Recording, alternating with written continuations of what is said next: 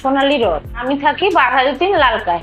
আমার ছেলে পড়ে বাঘাযতীন প্রাথমিক বিদ্যালয়ে। আমি 3তে যখন পড়তাম আগামী বছরে, তখন আমার ছেলে মানে টিচার পাচ্ছিলাম না।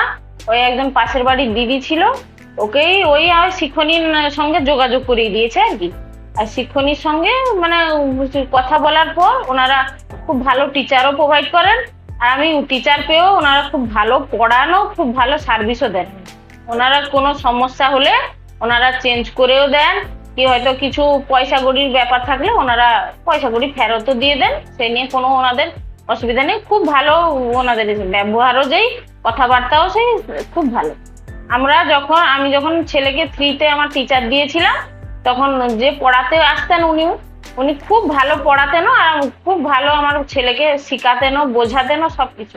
যে আন্টি পড়াতেন, খুব ভালো পড়াতেন।